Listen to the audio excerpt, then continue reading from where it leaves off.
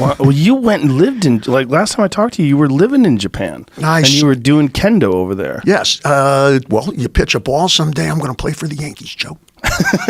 I loves to wrestle and grapple, and someday I'm going to get in the middle of a ring and Joe Rogan's going to say my name.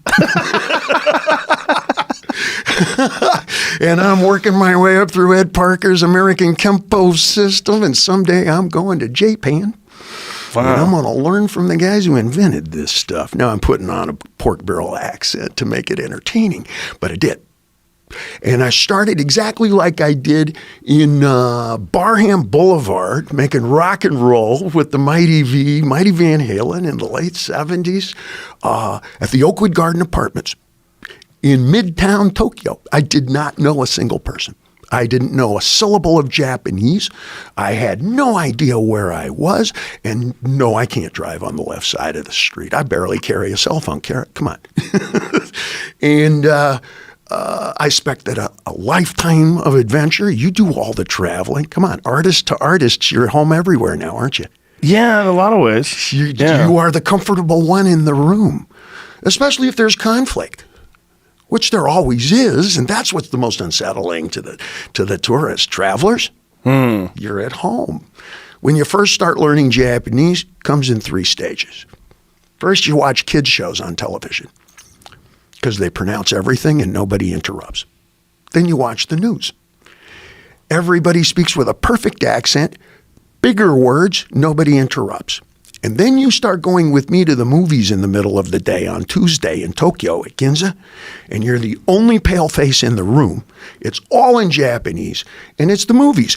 Everybody's interrupting, everybody's shooting, screaming, sirens, airplanes going by, and if you can begin to decipher even one character, then you'll develop yours, maybe. Wow. Do you know how to write it? Well, you practice that, certainly. And think of it as cross-training, all right? There are a lot of schools, for example, Hebrew school. You always hear about Hebrew school before you go to bar mitzvah class. It's an ancient way of, wait a minute, you got to develop the side of your brain by correlating designs with language, with meaning that may not actually be in English.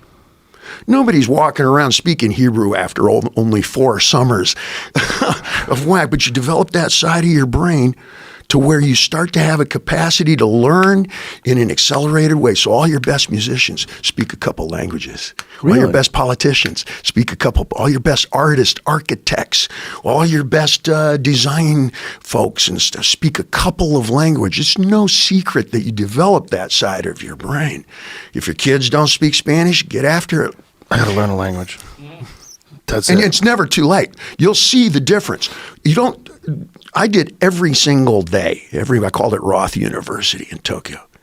Every morning, 2 hours Japanese class, speaking the language. I can get things done for you, but I'm not conversant. Right. You follow? The end result is that it's cross-training. All right? Long-term memory. My short-term memory is a little too short. It gets shorter, but you'll see the difference in your ability to remember what you read. You'll start remembering everything you see. Sometimes that's dangerous. Because of the fact that you're learning this new thing, so you're activating this part of your brain. Oh, yeah. You'll start it off with little kids in art class, for example, where you take a pencil and you go, this is just a pencil. But what else could it be? Well, in this environment, it's a stick shift. No, it's not. It's a Kubotan. He's got Joe's wrist. No, and the little girls go, it's a bow, Dad. Me, I'm a hero. I'll save the day. And you start to think in those terms using actual language. Movements, same thing. At this point in your career with jiu-jitsu and grappling, you have a vocabulary that starts to expand by having to learn and challenge. People marvel at Anthony Bourdain, God bless him.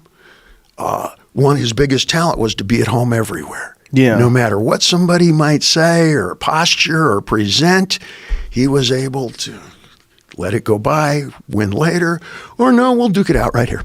And he had the capacity to stay cool in the middle of all of it. So maybe it's stay cool school. What do you think? Well, he just had a fascinating mind for travel and food and culture, and he just wanted to know everything about how these people thought about the world and saw things differently. And I kind of feel bad now for people that don't travel. I really do. I feel like you're missing so much of what a human being is.